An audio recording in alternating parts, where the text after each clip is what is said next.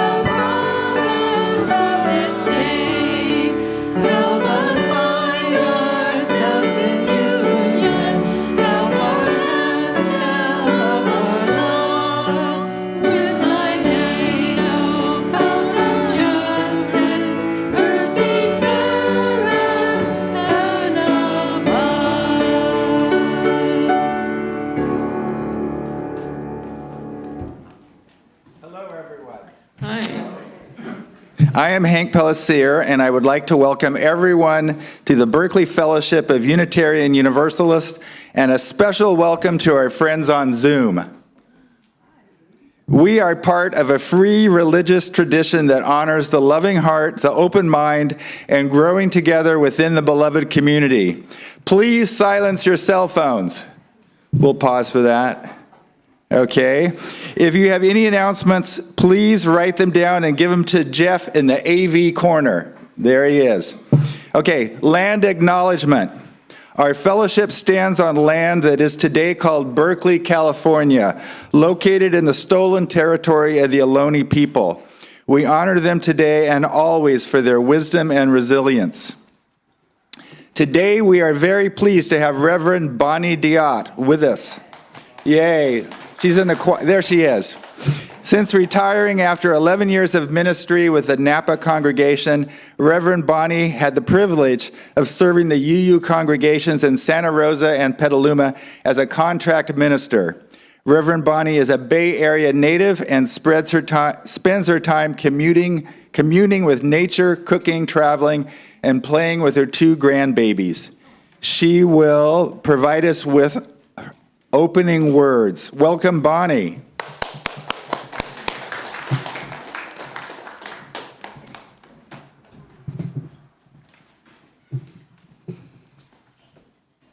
Once upon a time, chemists believed they could transform lead into gold or death into life. We laugh, but are we not also in the business of alchemy? Turning loneliness into connection, pain into comfort, anger into solidarity, faith into action.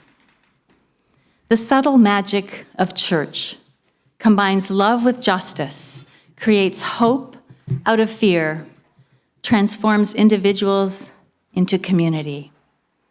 Here we engage in a holy alchemy, finding beauty in the ordinary and life in the present. Come, let us be transformed together.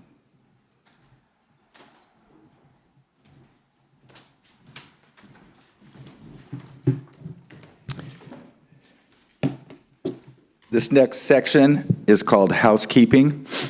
One quick note, please do not record any part of this service. BFUU records it, and the services are posted on the website. If you have any announcements, give them to Jeff in the AV corner. Chalice lighting. Please light your own chalice or candles at home now, you people on Zoom, while we light this communal chalice for all of us, a symbol of our tradition and the spirit that lives within every one of us. Please read with me our unison chalice lighting, which can be found in your order of service. Let love be the spirit of this congregation and service its goal. This is our living covenant, to dwell together in peace, to seek the truths in life, and to help one another.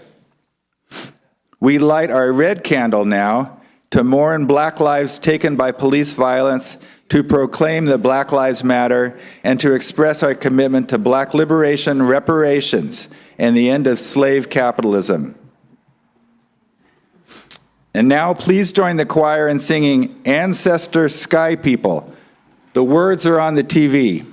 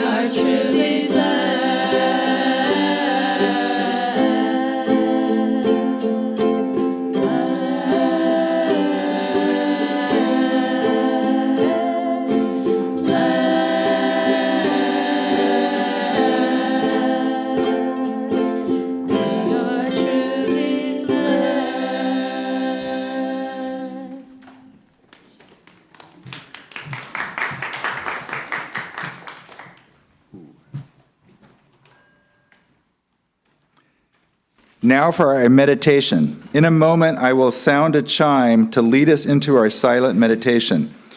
Please get comfortable and follow your breath to your inner stillness. I will ring the chime a second time at the end of 2 minutes.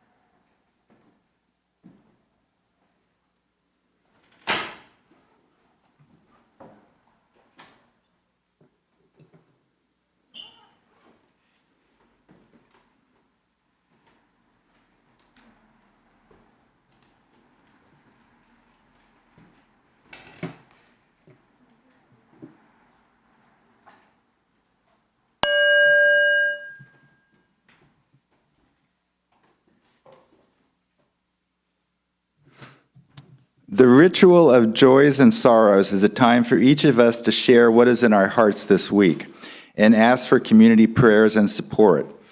Each week we lay out a book, which is over there, that you are welcome to write in about your joys and sorrows. I will read now from that book. From Margaret, wishing the best for Phoebe with her hip surgery this Wednesday. That's hip replacement surgery. And welcome Reverend Bonnie from Jeff.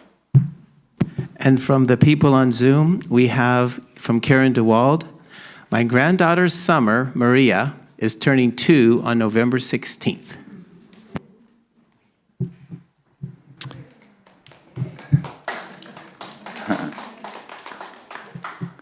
Now is the time we say aloud the names of anyone we want to send support and loving energy to. Yeah, Phoebe. Palestinian children. Yes. All animals in captivity. Those who have no food. Those who have no home. All survivors. All children.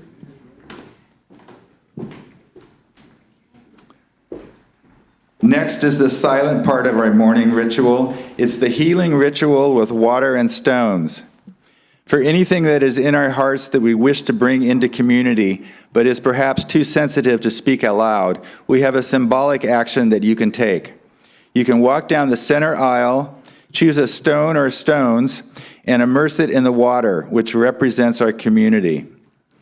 This is a really fun activity. It's great.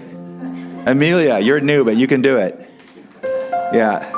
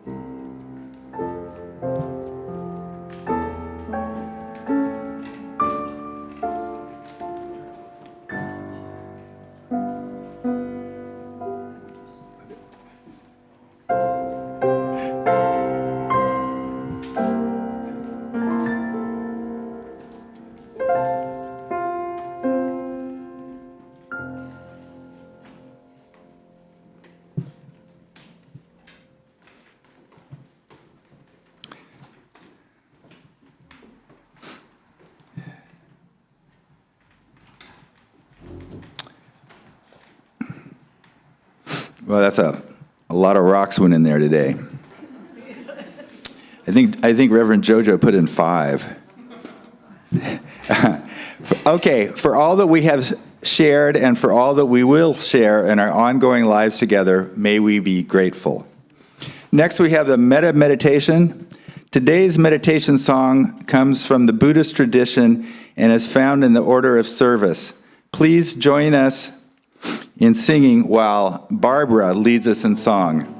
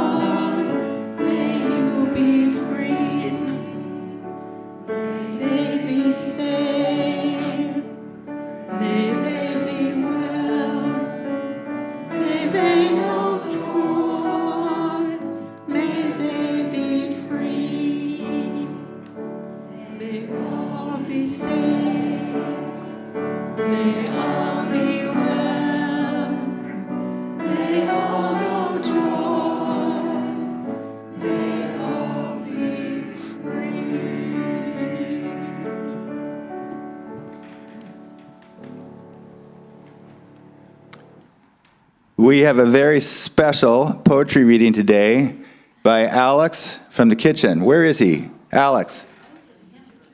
What? Where's Alex? Here he is. Yes. No, Alex is going to read a poem.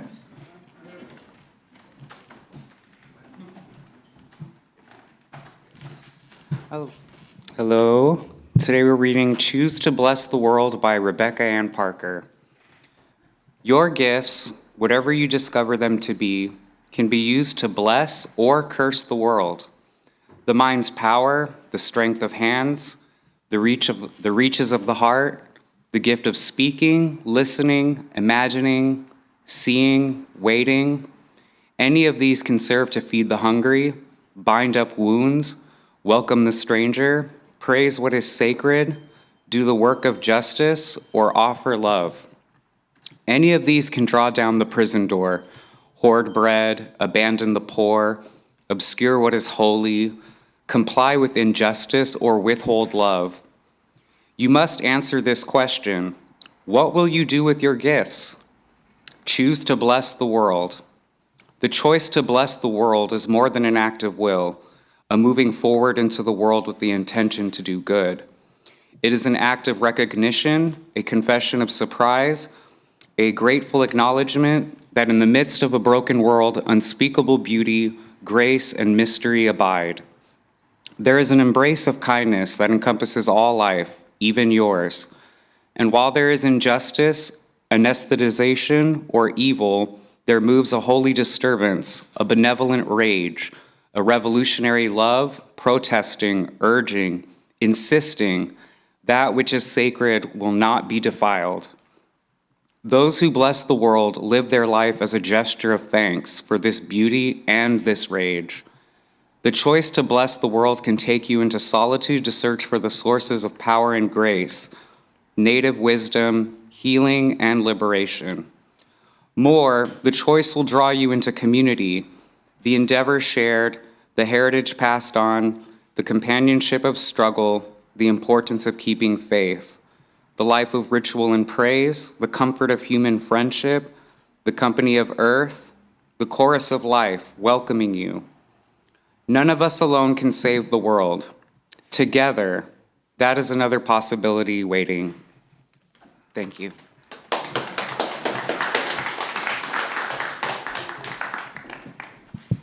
Thank you, Alex. You crushed it. That was great.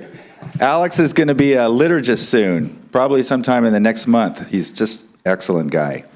Okay, next we have Reverend Bonnie Dlott doing the sermon for today.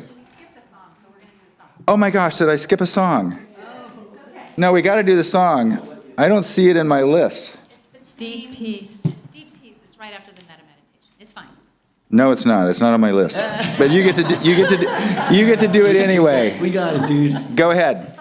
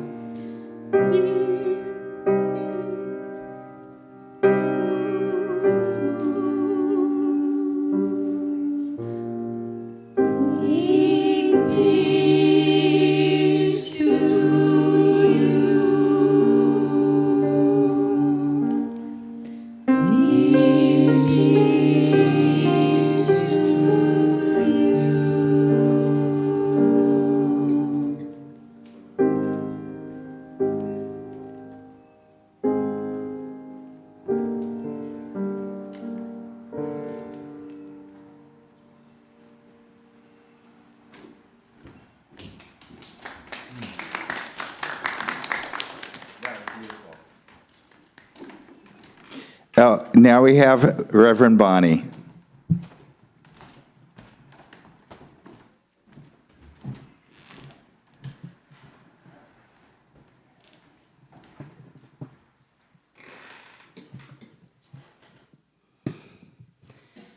There is a quiet light that shines in every heart. It draws no attention to itself, though it is always secretly there. It is what illuminates our minds to see beauty, our desire to seek possibility, and our hearts to love life. Without this subtle quickening, our days would be empty and wearisome, and no horizons would ever awaken our longing. So those are the words from one of John O'Donohue's books, his first one called To Bless the Space Between Us. Actually, I'm not sure it's his first one, but it's the first one that I discovered. And in this book, he offers wisdom and poetry born of years of study, contemplation, ministry, and wandering about through his native Ireland. I love his seamless blend of scholarship, Celtic understandings of nature, Catholicism, all together synthesized into elegant spiritual teachings. In these teachings, he shares through stories and lyrical poetry, and I especially love his blessings. So just a little bit about him. He was born in 1956 in West Ireland, and he was the oldest of 3 siblings. Who's heard of John O'Donohue here? A few folks, yeah. His father was a stonemason, and his mother took care of the home and him. He studied English, philosophy, and theology, and entered the Catholic priesthood in 1979 at the age of 23. He moved to Germany 7 years later and completed a doctoral dissertation on the philosopher Hegel. In 1990, then, he returned to Ireland to continue his priestly duties and began some postdoctoral work on the 13th century mystic Meister Eckhart. So he wasn't your typical Irish Catholic priest. Tragically, he died in the year 2000 at the age of 52. It was just stunned those of us who loved him. For a man who delved deeply into complex theological and philosophical territory, O'Donohue had a knack for writing about spirituality in a way that was incredibly accessible and appealing to a wide variety of people. Nature was really central to his teachings and his understanding of the sacred, which is why I love him so much, because that is true for me as well. And like John Muir, his love of nature spurred him into environmental activism. And there's much for us as Unitarian Universalists to love about John O'Donohue's writing, but today I want to focus on his theology around the act of offering a blessing, which you heard in song this morning. So what is a blessing? It's not a word that maybe we hear much in Unitarian Universalist congregations.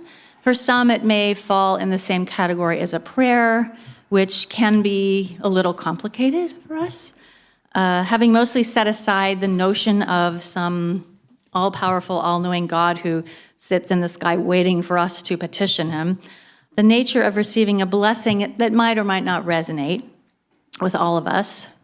It might, as I'm speaking for myself now, occasionally remind us of a former faith tradition in which somebody much more holy than you deemed you worthy of some special words. We don't do that. But blessings and prayers are not really the same thing to me. I think of a prayer as any act that focuses our attention on our relationship to the universe. So anytime we express our wonder or our gratitude or wish for some particular outcome or another, we're praying. That's my thinking about it. Blessings, on the other hand, are things that happen between us. They draw our attention to our relationship with the relationships we have with one another. John O'Donohue writes that blessings remind us that, quote, each life is clothed in a raiment of spirit that secretly links it to everything else. A raiment of spirit that secretly links it to everything else.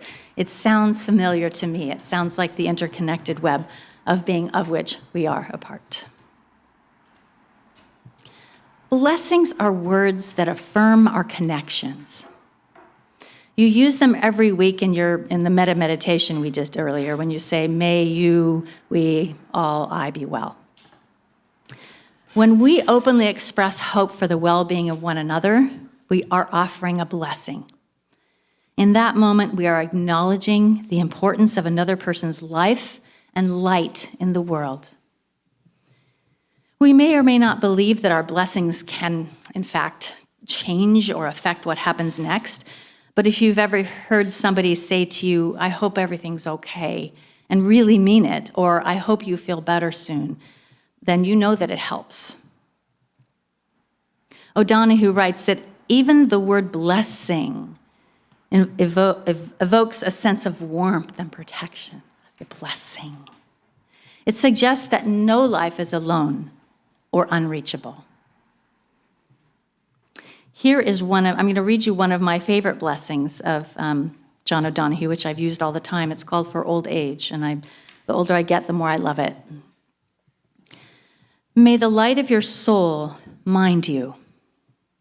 May all your worry and anxiousness about your age be transformed. May you be given wisdom for the eyes of your soul.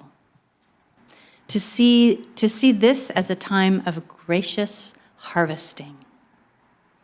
May you have the passion to heal what has hurt you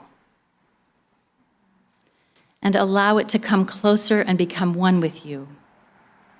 May you have great dignity. Sense how free you are. Above all, may you be given the wonderful gift of meeting the eternal light that is within you.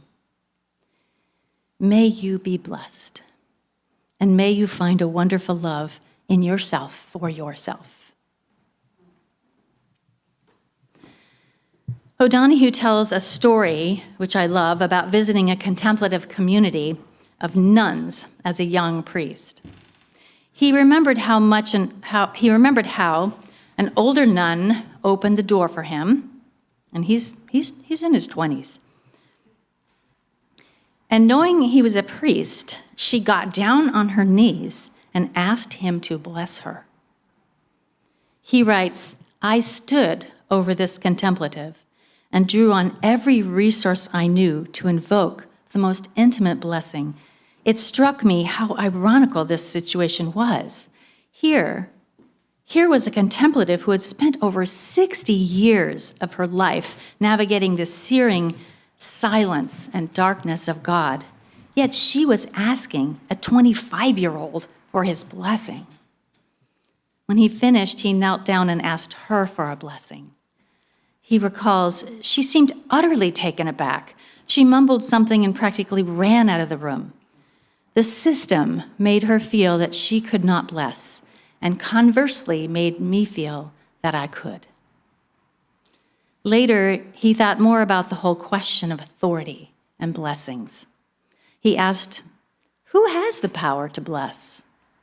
And the deeper question, what is it that you're blessing with? Where do you bless from? His conclusion was, when you bless another, you first gather yourself. You reach below your surface mind and personality, down to the deeper source within you, namely the soul. Blessing is from soul to soul.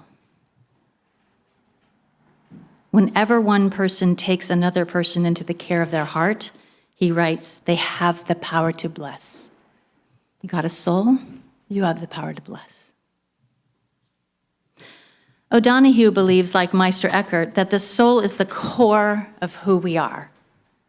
He imagines it as having two faces, one directed toward our own life, and one other toward whatever divine thing, whatever larger thing is that connects us all. In that latter face, he says, there is a wholeness that no one has ever been able to change. The home of what he calls the creative imagination. It is from that place of the creative imagination that we offer blessings to one another. We may not all be poets like John O'Donohue, I'm certainly not, but we all have that power and authority to bless. It does not require special training. It just requires that we care for one another and bring forth our divine imagination from our sincere hopes for health, for healing, for wholeness. John O'Donohue writes that we are especially in need of blessings when we stand at thresholds in our lives, such as when we commit to a relationship or start a new job or receive a scary diagnosis or lay to rest a loved one. For such times, we might need special words, perhaps holy words, words that say, I know you're nervous, but you're not alone. We are in this together. And poetry is just perfect for such an occasion. When my oldest child left for college, I felt the typical mix of pride and grief. He could be a little melancholy at times, a little anxious, and he was moving all the way across the state. And I was worried, and I was sad. The morning we dropped him off at the train station, in fact, I was pretty much speechless with emotion. I remember how it can feel to move far away from everyone you know, all your support as an older teen. And the only ritual of passage that I could think of was to offer him one of John O'Donohue's blessings called Benacht, which expressed everything I was feeling in the moment. And I'm going to read it to you. On the day when the weight deadens on your shoulders and you stumble, may the clay dance to balance you. And when your eyes freeze behind the gray window and the ghost of loss is in you, may a flock of colors, indigo, red, green, and azure blue, come to awaken in you a meadow of delight. When the canvas frays in the currach of thought and a stain of ocean blackens beneath you, may there come from the water a path of yellow moonlight to bring you safely home. May the nourishment of the earth be yours. May the clarity of light be yours. May the fluency of the ocean be yours. May the protection of the ancestors be yours. And so may a slow wind work these words of love around you, an invisible cloak to mind your life. I could never have said what I felt to him, but that poem did. I have felt a great power of blessing in my life on the occasion of my ordination to the ministry. I bet you've had those here, ordinations. Have you ordained a person here? Yes. Yeah. So you know about the laying on of hands ritual. For those of you who haven't participated, I'll tell you what it's like. It's just amazing. So in some denominations, only clergy participate in this, but we include everyone in this ritual because, of course, it's congregations that have a right to ordain ministers in our tradition. So my home minister was Reverend David Salmons, and he led this part of the service for me at my request at the Mount Diablo UU Church. He asked my family, I was up on the chancel, he asked my family to come stand right around me and put a hand on me. And then he asked all my ministerial colleagues to come around, put a hand on a member of my family. And then he invited everybody, the whole congregation, to come up and put their hands on someone who has their hands on me. And so from where I stood, there was this incredible moment just loaded with meaning where everyone was touching me somehow through someone else. And it was just this beautiful interconnected web of people linked by the touch of hands and by the spiritual connection and the shared intention of launching off my ministry. And I don't remember a word of the blessing he said, but because what was really important was the love I was feeling from, and support I was feeling from all those folks, and their hope for my future in the ministry. So it was a profoundly sacred moment for me, and in fact, I can bring it back and feel it here in times when I need to. It's very nourishing. So John O'Donohue, personally, he blesses in the name and spirit of Jesus because that's part of his theology. He doesn't attach the name of Jesus or even God to his written blessings, especially the ones in the book I told you about, because he respects what he calls each person's intimacy with God. In our liberal tradition, the idea of a blessing that could be powerful, I don't know, maybe to some people it seems irrational, but my sense is that we should do it anyway. Whether or how our words and intentions affect the course of the future, it's a mystery. But I do know from my own experience that blessings matter to those who want to be blessed. O'Donohue puts it this way: when a blessing is invoked, it changes the atmosphere. Some of the plenitude flows into our hearts from the invisible neighborhood of loving kindness, the invisible neighborhood of loving kindness. In the light and reverence of blessings, a person or situation becomes illuminated in a completely new way. In a dead wall, a new window opens. In a dense darkness, a path starts to glimmer, and into a broken heart, healing falls like morning dew. Let us begin to learn to bless one another. Whenever you give a blessing returns to enfold you. A blessing creates a powerful connection between humans, and it can make all the difference when someone is frightened or sad or alone. I have been there, laying in the hospital, waiting to die from my liver disease, and had a chaplain come in and just sit with me. And he didn't even have to say anything. He was just there. I knew that he cared about being there, and that made a big difference. I want to finish by speaking of other ways we offer blessings, more embodied ways, which was lifted up by the Reverend Rebecca Parker in our reading this morning, which was done fabulously. Blessings can be offered in the way we live our lives. She writes, "The choice will draw you into community, the endeavor shared, the heritage passed on, the companionship of struggle, the importance of keeping faith, the life of ritual and praise, the comfort of human friendship, the company of earth, the chorus of life welcoming you.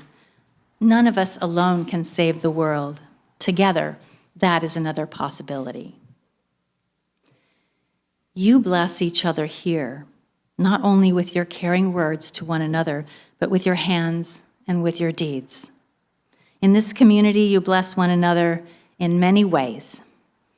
You prepare this sanctuary, you sing with one another, you offer food and comfort, you work to make your community and our world more just and more loving. You offer a blessing when you dedicate yourself to one another and to our faith, and I thank you for that. I'm going to end today with one last blessing by John O'Donohue, and may it remind us all that no life is alone or unreachable. And it's called blessing. Blessed be the longing you brought here and quickens your soul with wonder. May you have the courage to listen to the voice of desire that disturbs you when you have settled for something safe. May you have the wisdom to enter generously into your own unease, to discover the new direction your longing wants you to take. May the form of your belonging in love, creativity, and friendship be equal to the grandeur of the call of your soul. May the one you long for you. May your dreams gradually reveal the destination of your desire. May a secret providence guide you through and guide your thought and nurture your feelings. May your mind inhabit your life with the sureness in which your body inhabits the world. May your heart never be haunted by ghost structures of old damage. May you come to accept your longing as divine agency, and may you know the urgency with which the Spirit longs for you. Amen, and may it be so.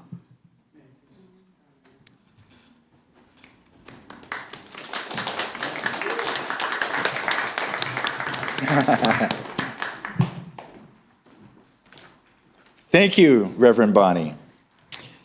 Now is the time we share our responsibility for the home which we are creating together. Our shared plate partner for November is it Berkeley Food Pantry?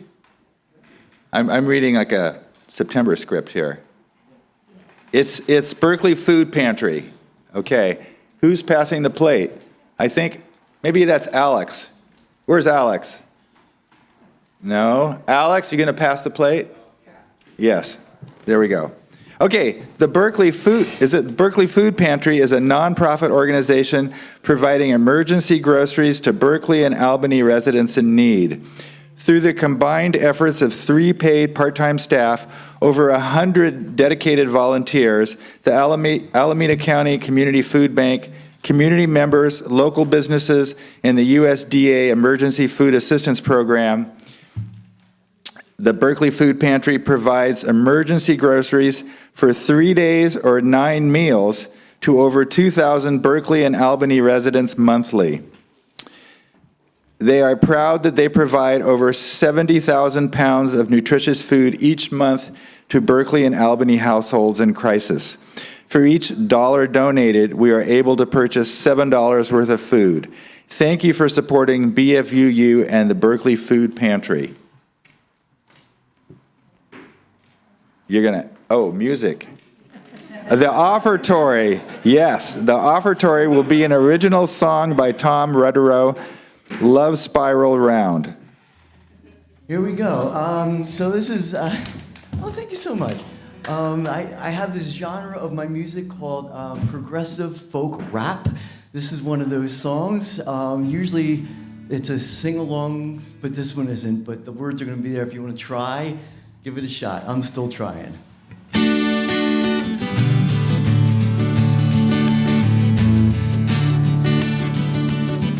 See the divine everywhere. Show everyone how much you care. The way together that will fail to find a hidden holy grail. Thinking of the 7th generation, get our minds off of our selfish lives. This is the way we will save the nation, let our grandchildren survive.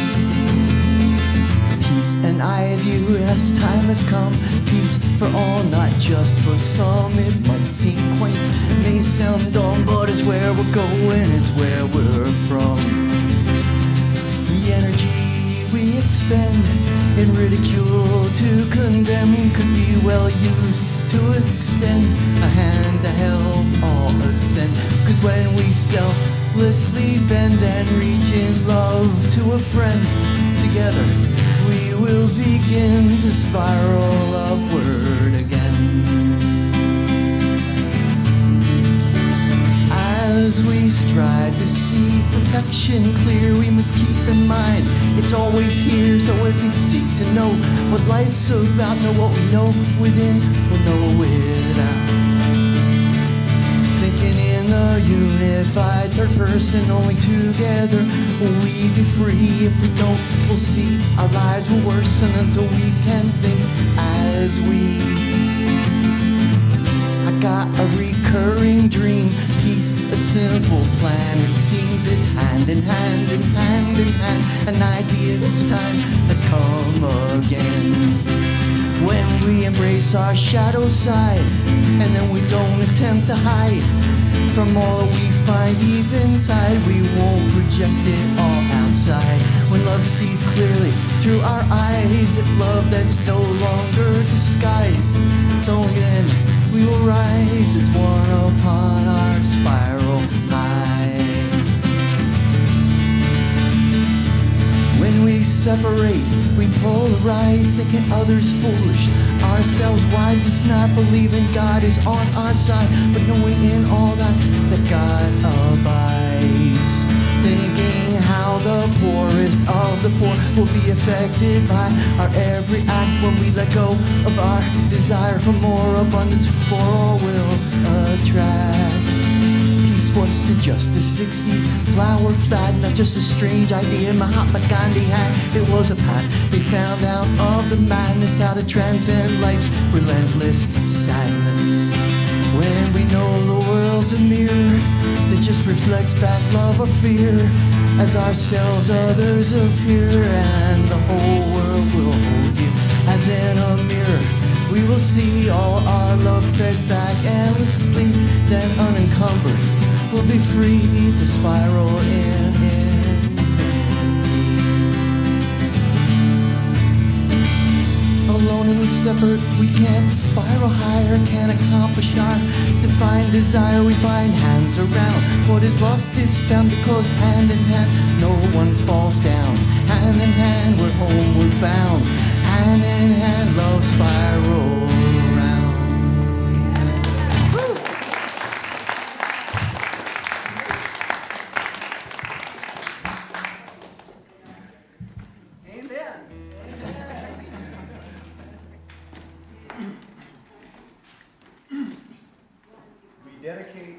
Offerings to the work of this fellowship, which is creating beloved community within and beyond these walls. We dedicate ourselves, and these are offerings.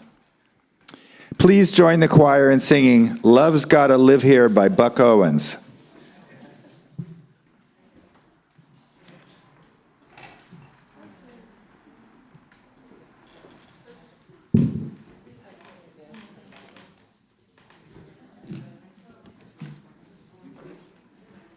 Yeah, go over there.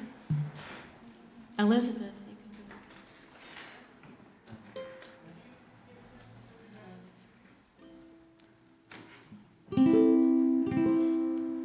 go. Well, I'm going to just go over it with everybody, including us, because we haven't rehearsed it, so we're all hitting it cold. So Margaret and I will sing the verse, and we would love everybody to come in and sing "Love's Gonna Live Here Again," and then sing the chorus. Love's gonna live here, love's gonna live here, love's gonna live here again. No more loneliness. I guess I should sing it a little bit. Okay. Love's gonna live here, love's gonna live here, love's gonna live here again. No more loneliness, only happiness. Love's gonna live here again. And it's a simple country song, so that's pretty high. Just sing any notes you want, because it sounds like 100 other country songs. just sing country on the chorus, and I'd really love everyone to support it. Okay.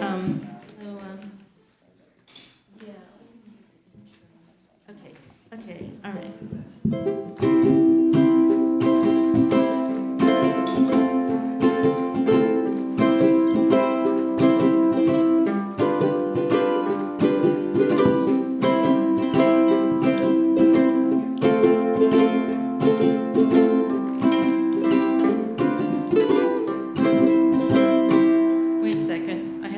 Up. I can't even sing it. Okay. Okay. All right. We're going to start again. Sorry.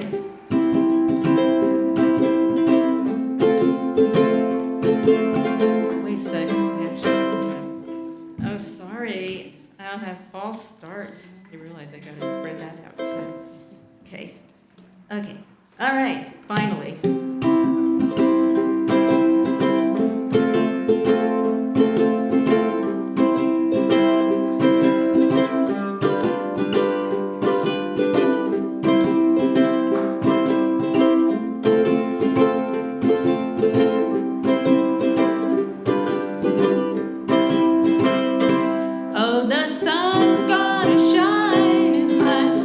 Life once more. Love's gonna live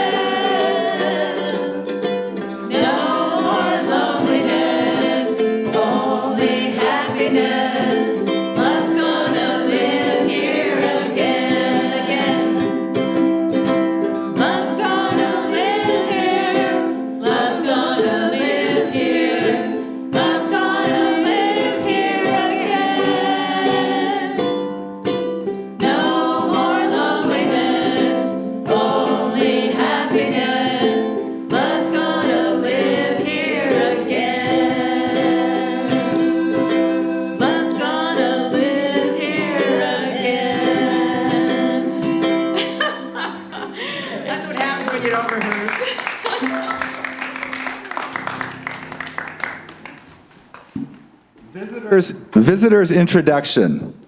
Are there any folks here who are new to BFUU who would like to introduce themselves? Some folks like to do this and some don't. It is totally optional, sort of. Amelia, what are you gonna, I know that she's new. Wait, don't say anything until you get a microphone. So I already talked to Amelia, so if she wasn't gonna introduce herself, I was going to introduce her. So. Hi, I'm Amelia. I grew up going to the San Francisco UU church, so I'm here visiting today just because I was in the neighborhood, and yeah. I don't like doing this. Welcome. She also sings, so, you could get her in the choir. You can try to get her in the choir. Okay. Anyone else? Anyone else new or hasn't been here for a while? Okay. Thanks and announcements. We gratefully acknowledge all who work together on this service. Thanks to all of you here and in the Zoom room who are sharing our service today. It's great to see you. And Jeff will tell us who the Zoomers are. Sorry.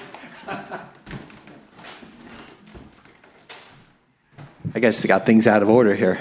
Sorry about that. Anyway, I'll tell you who the Zoomers are in a second, but can I just go ahead and give my announcements since I'm already up here? Awesome, thank you. Let's see, there's no history club this week. We just need more speakers. So if you ever want to speak for 5 minutes on anything of interest to you in history, talk to me or Hank. Let's see, this Thursday, we're going to have a worship service committee, which that's the group that organizes the services. And so what happens here is decided in that committee. So if you want to be a part of that, we would love your ideas. So just talk to me and we'll email you. It's going to be there's going to be a link, so it's going to be on Zoom. So from wherever you are, you can get on your computer and help us decide how to do these services. Let's see. Food pantry. So I volunteer at the food pantry, and it's really fun. I've been doing it for a few years. So we asked you to give money for the food pantry, but you could also give your bodies. You can go down there and work. It's what I do is I drive to a few stores, bring in the stuff, and it's all separated by people. If you love to do puzzles, you would want to go with me because we have to try to figure out how to get all these boxes and boxes of food in a small van. So that's like puzzle building. And if you love to work with a group of people who don't even hardly talk, they just like move around like ants without even saying a word, and it's just like amazing to see, then you'd want to show up at the food pantry itself and get involved in that kind of like behavior. It's really cool. And then finally, last but not least, Margaret's going to walk up here and talk to us about Emma's Revolution. Thank you.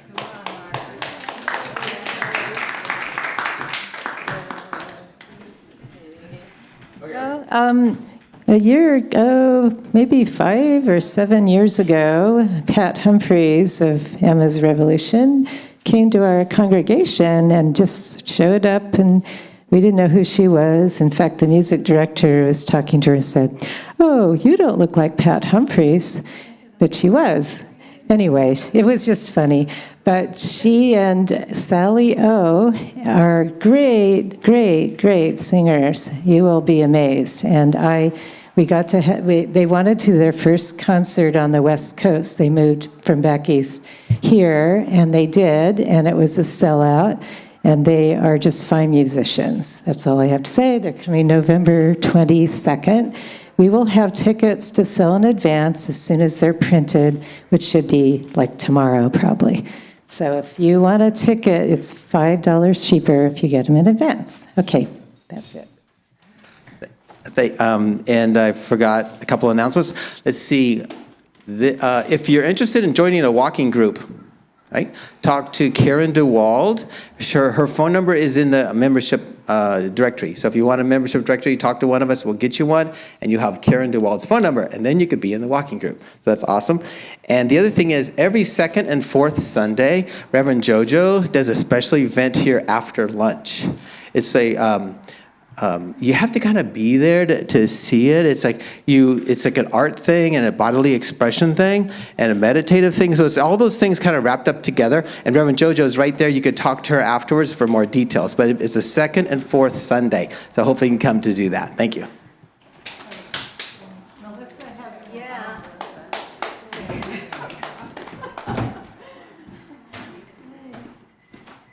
Next Sunday, we have our Blessing of the Animals service with our Sharon Knight will be the guest speaker.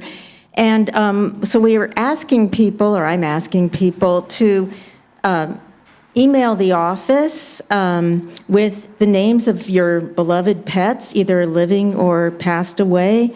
And we're going to name check them in a little song.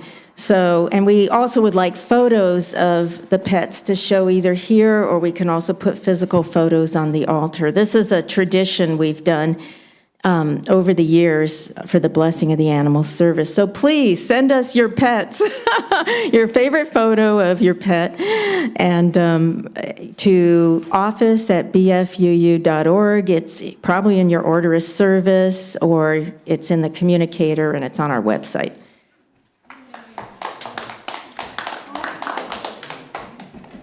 And the people on Zoom, if you want to wave hello to them, it is Ben Birch, Karen DeWald, Marge Turngren, and Simone. Thank you. So, hey everyone. So the special featured artist for open mic this time is going to be Andrea Pritchard. She just agreed because my initial artist fell through. And she's awesome. She's an activist and for People's Park, and she's a school teacher, and she's really awesome, and you might want to come and check her out.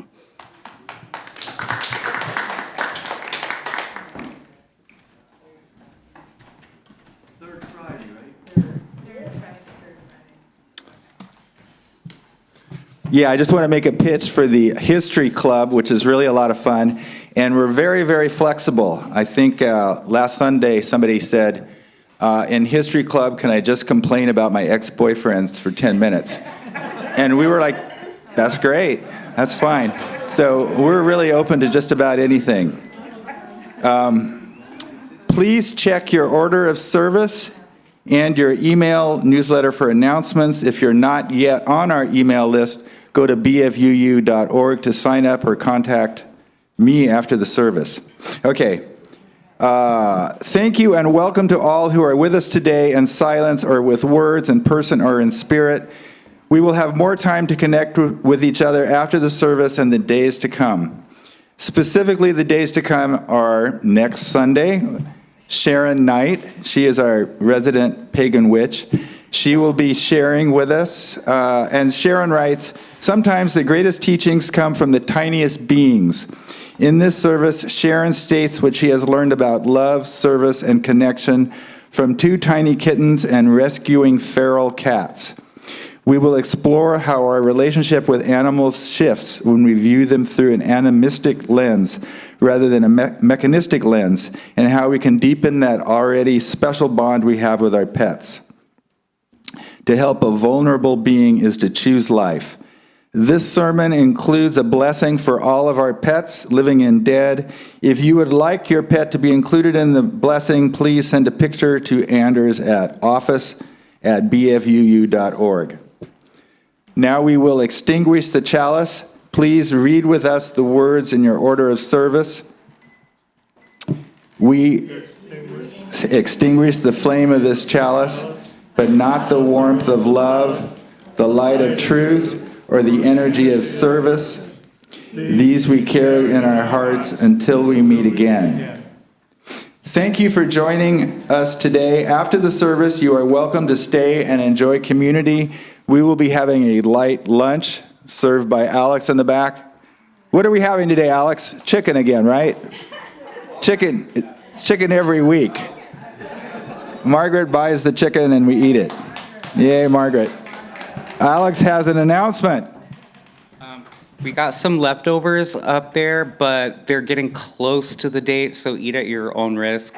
They'll be on the other side. So, thank you.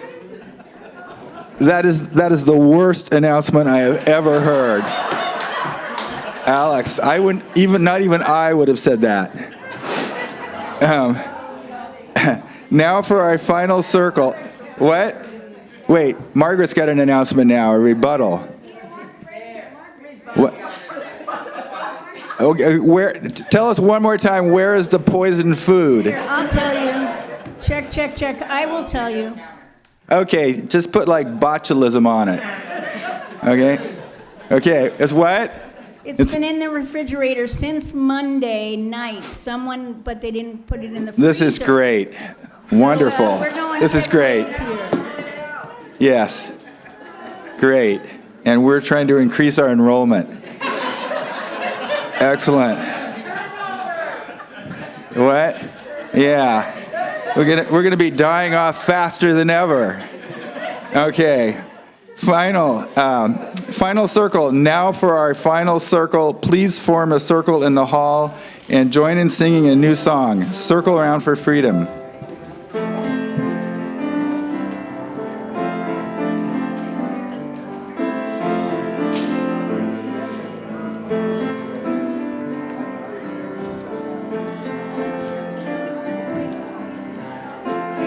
So I'm going to hand you the mic at the end,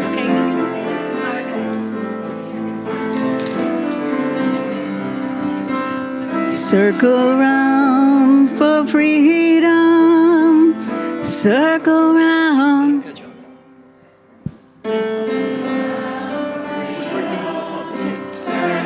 Round for the peace. All of us in prison. Go for release. Circle for the planet. Circle for each soul of our children. Circle home.